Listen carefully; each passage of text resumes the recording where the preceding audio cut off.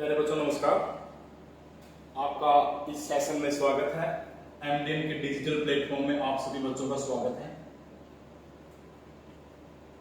Dear students, online classes का जो सिलसिला चल रहा था उसको थोड़ा सा आगे बढ़ाते हैं और अच्छे तरीके से और समझते हैं। डियर स्टूडेंट्स, ये क्लास रहेगी प्लस टू क्लास के लिए, plus two class CBSE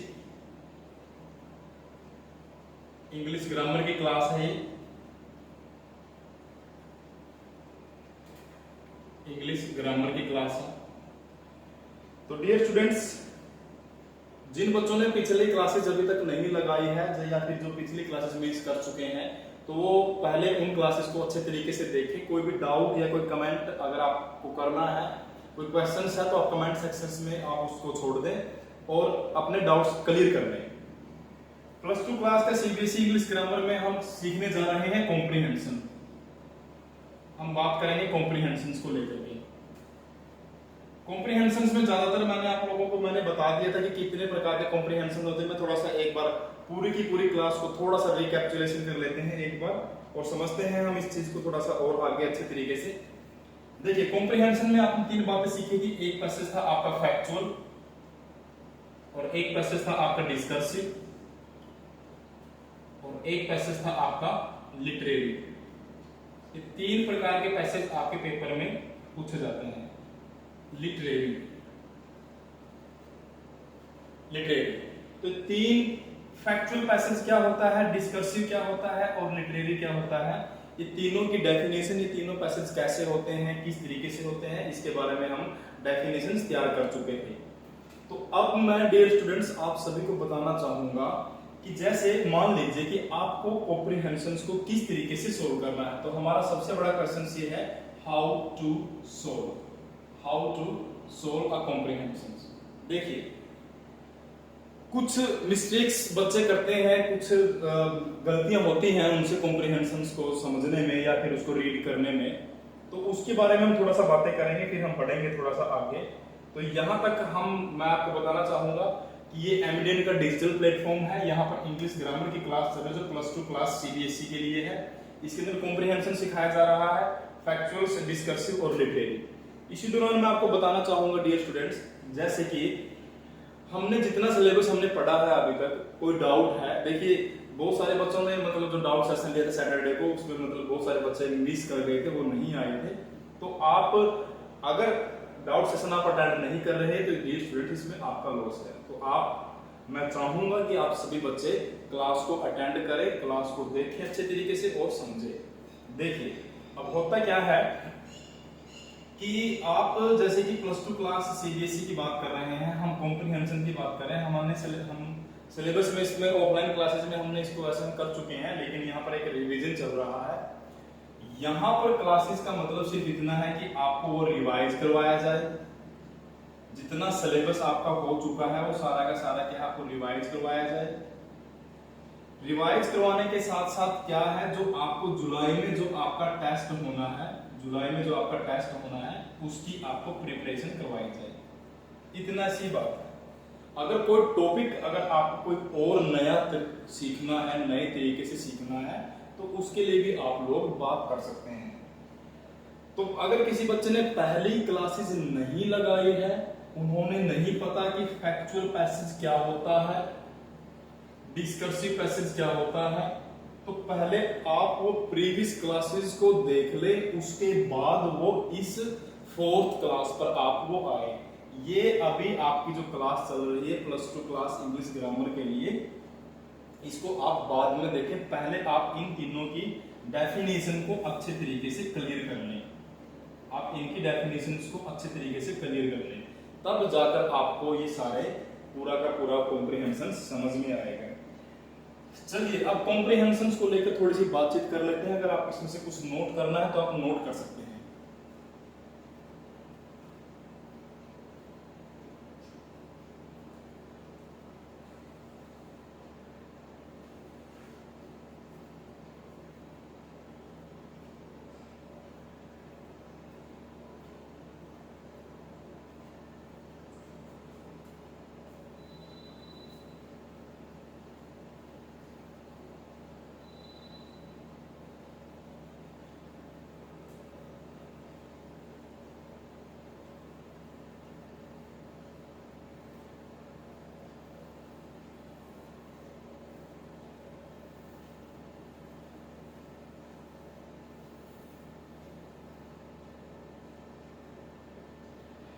how to solve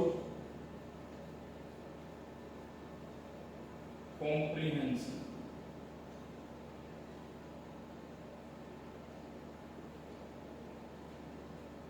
comprehension या आप इसको आरसी भी बोल सकते हैं, रीडिंग कॉम्प्रीहेंशन। देखिए, कॉम्प्रीहेंशन को सोल्व करने के लिए सबसे पहले जो जरूरी बातें होती हैं वो थोड़ा सा नोट कर लें।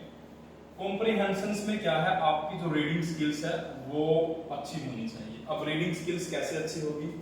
रीडिंग स्किल्स को अच्छी करने के लिए हमने किन किन चीजों को ध्यान रखना है, हमने ये पढ़ना है। देखिए, रीडिंग स्किल्स का पहला और सीधा मतलब मैं आपको बता रहा हूं। रीडिंग स्किल्स में क्या है कि आप ट्रांसलेशन से नहीं जाएंगे। ट्रांसलेशन का कोई मतलब नहीं है। ट्रांसलेशन से आपको कोई मतलब नहीं है। देखिए, अगर आप ट्रांसलेशन करते हैं या कर सकते हैं, if you are capable to translate any words any sentence into Hindi and English या बोथ बाइलिंगुअल, आप कर सकते हैं ऐसा। बट ट्रांसलेशन कोई मेथड नहीं है रीडिंग स्किल्स का। दूसरा क्या करना है, आप लोगों ने जितने भी आपके पास जो सेंटेंस हैं या जितने भी, मान लीजिए कोई भी कॉम्प्रीहेंशन रहेगा, वो कॉम्प्रीहेंशन एक नहीं, वो कम से कम 5 से 6 पैसेज में आपको वो डिवाइड मिलेगा। सीबीएसई हो सकता है कि उसको नंबरिंग भी दे दे, हो सकता है कि वो आपको नंबरिंग के अकॉर्डिंग भी आपको मिल जाएगा। तो आपने क्या करना है, आपने सेंटेंस को, जितने भी सेंटेंस आपको मिलते हैं, तो आप उसको क्या करेंगे, ब्रेकअप करेंगे। आप उसका आपने वो छोटे छोटे टुकड़ों में आपने क्या कर लेना है, उनको तोड़ लेना है। तीसरा आपने क्या करना है, सेंटेंस को ब्रेकअप करने के बाद आपने क्या करना है, सेंटेंस, देखिए ये जब आप किसी भी कॉम्प्रीहेंशन को रीड करेंगे, आपने उन चीजों को आपने ध्यान में रखना है। सेंटेंस ब्रेकअप होने के बाद आप लोगों ने क्या करना है, जो भी चीजें आपको फैक्ट से लगती है, कि आपको लगता है कि कोई फैक्ट है या ये कोई स्टेटमेंट है, ये किसी के द्वारा कोई बात बोली गई है, या जो भी डेटा आपके सामने दे रखा है, वो कोई डेटा हो सकता है, कोई स्टेटमेंट हो सकती है, कोई भी एक ऐसा फैक्ट हो सकता है जो आपको लगता है कि कहीं ना कहीं इस चीज के ऊपर बात की जा रही है, तो आपने क्या है, उसको आपने अंडरलाइन कर लेना है, आपने उसको मार्क कर लेना है। आप फैक्ट को मार्क करेंगे, स्टेटमेंट को। देखिए, ये जो थर्ड पॉइंट जो मैं आपको बता रहा हूँ, ये कोई भी हो सकता है, ये कोई जरूरी नहीं कि आपको कोई फैक्ट मिले, कोई स्टेटमेंट मिले, कोई डेटा मिले। वो हो सकता है कि कोई नेम, प्लेस, पर्सन से किसी का नाम, कोई जगह का नाम, ये कुछ भी हो सकता है। तो आपने क्या कर लेना है, आपने इन सभी चीजों को क्या कर लेना है, तोड़ लेना है, आपने इसको अंडरलाइन कर लेना है। पहले क्या करेंगे, आप ट्रांसलेशन से के साथ आप बिल्कुल भी नहीं जाएंगे, आप इस चीज को बिल्कुल छोड़ दें। ट्रांसलेशन से आपने बिल्कुल भी आपने नहीं जाना है। फोर्थ नंबर पे आप क्या करेंगे, जो आपको लगता है कि वोकैब, जो आपको वोकैब लगती है कि इसका मीनिंग मुझे नहीं पता, इस पर्टिकुलर मीनिंग या इस वर्ड का मीनिंग मेरे को नहीं आता, तो आप उस वर्ड को क्या करेंगे, आप उसको अंडरलाइन कर लेंगे। आगे क्या करना है आप लोगों ने, आप देखिए ट्रांसलेशन से आप बिल्कुल भी नहीं जाएंगे, ट्रांसलेशन आपने बिल्कुल भी नहीं करनी। जितना इजी हो सकता है तो आपने क्या कर लेना है, सेंटेंस का ब्रेकअप कर लेना है, अपने सेंटेंस को छोटे छोटे पार्ट्स में आपने डिवाइड कर लेना है। आप उसको अंडरलाइन कर सकते हैं और उस ब्रेकअप में आप क्या निकालेंगे, आपका कोई फैक्ट हो सकता है, कोई भी स्टेटमेंट हो सकती है, कोई भी डेटा हो सकता है, या कोई भी एक ऐसा सेंटेंस हो सकता है जिसमें आपको लगे कि ये इंपॉर्टेंट है मेरे लिए और मैं इसको अभी पढ़ रहा हूँ। वोकैब में कोई वर्ड आपको ऐसा आता है कि जिसका आपका मीनिंग नहीं मालूम, आपको उसका एंटोनिम, सिनोनिम्स आपको मालूम नहीं है, तो आप उस वर्ड को भी क्या करेंगे, अंडरलाइन करेंगे। अब आप बोलेंगे कि सर इसको अंडरलाइन करने से क्या फायदा है, हमें तो ये आता ही नहीं है, हमें तो पता ही नहीं इस चीज का। देखिए, आगे आप लोगों ने क्या करना है, ये सारी बातें करने के बाद आप लोगों ने क्या करना है डियर स्टूडेंट्स, मैं आपको सिर्फ और सिर्फ रीडिंग स्किल्स बता रहा हूं कि आपने पढ़ना कैसे है। अब ये नहीं है कि आपको कोई भी पार्टिकुलर पैसेज आपको दे दिया और आपने उसको पढ़ के एकदम से छान दिया और पढ़ के साइड कर दिया। नहीं, पढ़ने के में क्या करना है, आपने ट्रांसलेशन बिल्कुल भी नहीं करनी है, आपने से बचना है। और अगर आपको आता है थोड़ा अनुवाद करना, अगर आप ट्रांसलेट कर पाते हैं तो आपके लिए अच्छा हो सकता है, लेकिन अगर आपको नहीं भी है तो तब भी आपके लिए चलेगा। सेंटेंस को आप डिवाइड करेंगे, ब्रेकअप करेंगे, आप सेंटेंस का छोटे छोटे पार्ट्स में डिवाइड कर लेंगे। उसमें से जो फैक्ट है, जो डेटा है, उसका जो भी आपको लगता है कि मेरे को ये एनालिसिस करने के लायक है, तो आप उसको एनालिसिस कर लेंगे। वो कैब जो भी आपको लगता है कि हार्ड वर्ड है मेरे लिए, इसका मीनिंग मेरे को नहीं मालूम, तो आपने उसको क्या कर लेना है, उसको आपका उस वर्ड को आपने अंडरलाइन कर लेना है। दूसरा, आगे क्या करना है, तो यहां तक की अगर बातचीत आपको कुछ नोट करना है तो आप नोट कर सकते हैं, स्क्रीनशॉट लेना तो आप इसका स्क्रीनशॉट लेके रख सकते हैं। मैं थोड़ा साइड हो जाता हूं।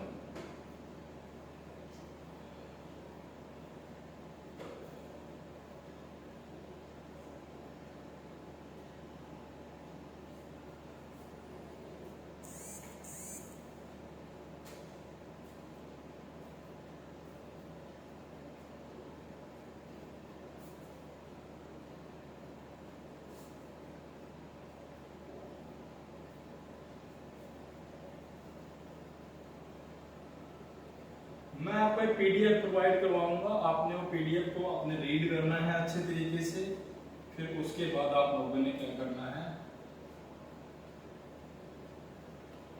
आपने उसको सोल्व कर दे, आपने अपनी ऐप के ऊपर आपने उसको डाल देना है। चलिए देखिए आगे आपने क्या करना है डियर स्टूडेंट्स। अब बहुत सारे सेंटेंस आपको ऐसे मिलेंगे, या तो उन सेंटेंस का किसी दूसरे सेंटेंस से देखिए समझने की बात है, कॉम्प्रिहेंशन को सोल्व करने के बहुत सारे तरीके हो सकते हैं। बहुत सारे बच्चे तुक्के भी मार के सोल्व करते हैं, बहुत सारे बच्चे पढ़ के सोल्व करते हैं, बहुत सारे बच्चे 2 से 3 बार पढ़ते हैं, 4 बार पढ़ते हैं, बहुत सारे बच्चे ट्रांसलेशन करते हैं। बहुत सारे तरीके हो सकते हैं इसको सोल्व करने के, लेकिन जो तरीका मैं आपको यहाँ पे बता रहा हूँ सबसे बेहतरीन और सबसे बढ़िया आपके लिए हो सकता है। ये देखिए आपने पैसेज के अंदर, कॉम्प्रिहेंशन के अंदर क्या मिलेंगे, सेंटेंस मिलेंगे। सेंटेंस आपको बहुत सारे सेंटेंस आपको ऐसे मिल सकते हैं कि जो एक सेंटेंस दूसरे सेंटेंस से इंटर रिलेटेड हो। बहुत सारे सेंटेंस आपको ऐसे मिलेंगे जिनका किसी दूसरे सेंटेंस से कोई भी कॉम्बिनेशन नहीं है, दूसरे सेंटेंस के साथ उनका कोई भी रिलेशन नहीं है। देखिए 2 बातें बता रहा हूं आपको यहां पर, आपको ये आपके कॉम्प्रिहेंशन में बिल्कुल मिलेंगी। बहुत सारे सेंटेंस ऐसे हो सकते हैं कि जो एक दूसरे के साथ जुड़े हुए हो, जो बात इस सेंटेंस में दे रखी है इसकी इंफॉर्मेशन इस सेंटेंस में दे रखी होगी, दूसरे तीसरे सेंटेंस में दे रखी होगी, यानी कि इन दोनों सेंटेंस का एक रिलेशनशिप होगा। या कुछ सेंटेंस ऐसे होंगे कि जिनका बिल्कुल भी कोई रिलेशन ही नहीं है, यानी कि वो एक दूसरे से बिल्कुल अलग अलग हैं, यानी कि उनका रिलेशनशिप बिल्कुल भी नहीं है। या तो वो जुड़े हुए होंगे एक दूसरे से, देखिए एक सेंटेंस आप पढ़ रहे हैं, सेकंड सेंटेंस आपने पढ़ा, जो बात आपने फर्स्ट में पढ़ी उससे मिलती जुलती सेकंड में, फिर थर्ड में, तो एक कहानी बनती जाएगी। या तो वो बनेगी, इंटररिलेटेड वो होगी, या वो बिल्कुल भी नहीं होंगे। कि बहुत सारे सेंटेंस आपके क्या हैं, आपको ये लगेगा कि ये सेंटेंस में कुछ और सेंटेंस पढ़ रहा हूं, दूसरा सेंटेंस मैंने पढ़ा है कुछ और पढ़ रहा हूं, तो इस सेंटेंस का और इस सेंटेंस का कोई रिलेशनशिप नहीं। तो आपने इन सेंटेंस को भी क्या कर लेना है, आपने समझना है, आपने देखना कि ऐसे कितने सेंटेंस दिए गए हैं कि जिनका कोई भी एक सेंटेंस से दूसरे सेंटेंस से कोई भी लेना देना नहीं है। तो ये चीजें आपको बिल्कुल पता होना चाहिए, तो तभी आपकी जो रीडिंग स्किल्स है वो इंप्रूव होगी। अगर आप ये चीज करने में कामयाब हो जाते हैं तो, अगर आप ये चीज करने में कामयाब हो जाते हैं तो आपकी रीडिंग स्किल्स तभी इंप्रूवमेंट होगी। नहीं तो बच्चे पढ़ते रहेंगे, रीड करते रहेंगे। रीड करने का मतलब ये है कि आप कितना डेटा या कितना फैक्ट या कितना आप उसको किस लेवल पर आप उसको एनालिसिस कर पा रहे हैं, तो सबसे बड़ी बात होती है वो। तो डियर स्टूडेंट्स आप इन बातों का ध्यान रखेंगे, ये नोट कर लेंगे, फिर बताऊंगा मैं आपको नेक्स्ट पॉइंट।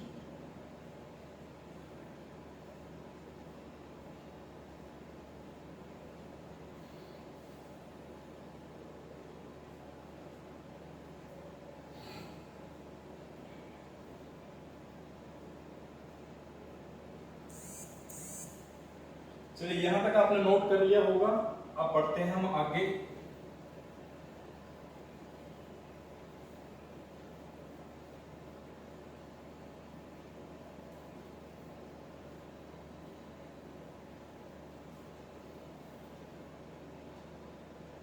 रीडिंग स्किल्स का सीधा सीधा मतलब होता है कि इंफॉर्मेशन कलेक्ट करना।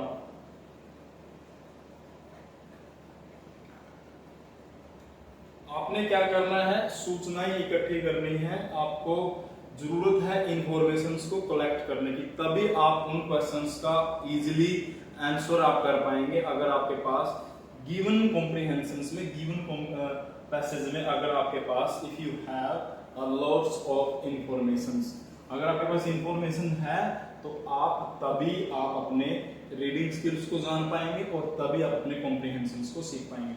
तो 4 से 5 पॉइंट्स जी स्टूडेंट जो मैंने आपको बताए हैं, मैं उम्मीद करता हूं कि आप सभी को समझ में आए होंगे, सभी को इन चीजों के बारे में पता चला होगा।